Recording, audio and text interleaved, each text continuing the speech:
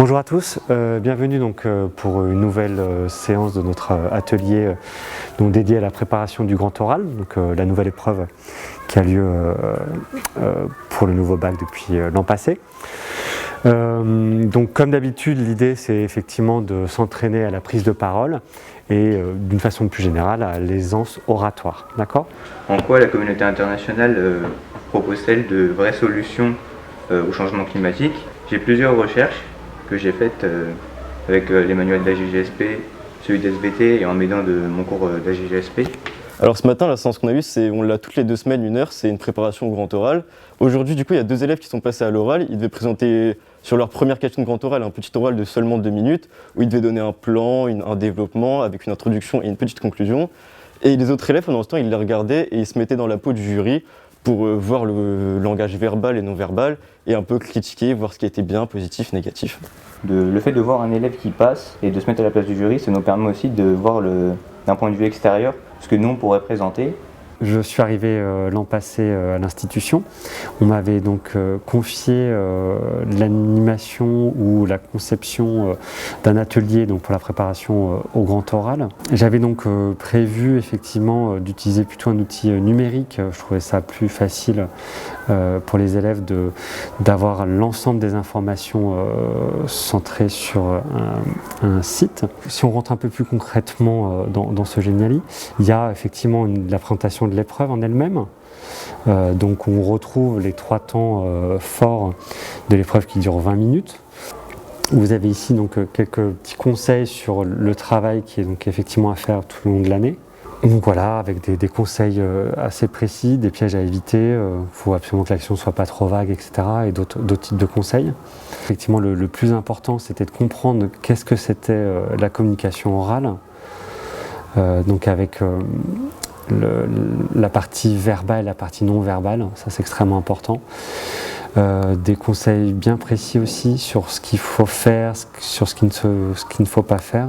Et enfin, des exemples concrets en fonction des spécialités. Alors ce qui est bien sur Geniali, c'est qu'on a différents documents, c'est-à-dire qu'on peut choisir ce qui nous intéresse.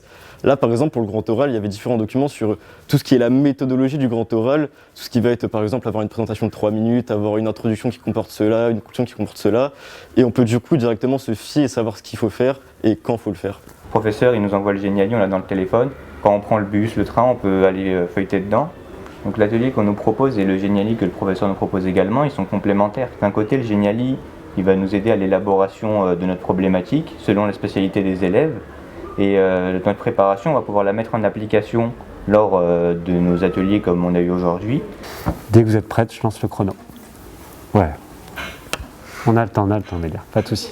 Allez-y, remettez vos idées en ordre. Les jeux d'argent ont toujours fasciné beaucoup de personnes d'entre nous, puisque devenir millionnaire est un rêve de plus d'une personne d'entre nous. Mais nous allons nous intéresser à un jeu du loto, donc un jeu du hasard en particulier, le loto. Donc nous allons ainsi nous demander comment les mathématiques permettent de modéliser le hasard. Donc dans une première partie, je présenterai le loto, puis nous montrerons le lien entre le loto et les mathématiques.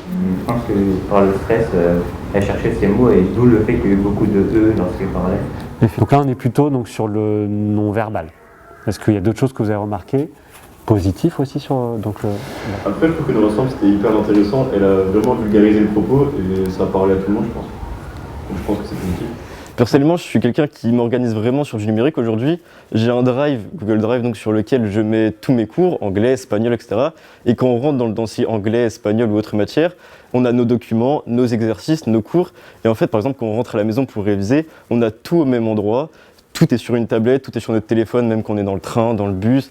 Entre 2 cours, on a envie de réviser, on sort le téléphone, on a tout sur le téléphone, les matières, le cours, les exercices, les documents. Et surtout, pour les métiers futurs hors scolaire, je pense que le numérique, c'est quelque chose de bien plus qu'important aujourd'hui, c'est tout en fait. Et donc habituer dès notre âge à utiliser le numérique tout le temps, je pense que c'est quelque chose de positif. Donc là, on a fait le petit oral, on passera au moyen oral, ok ? Merci beaucoup, bonne fin de journée. Au revoir.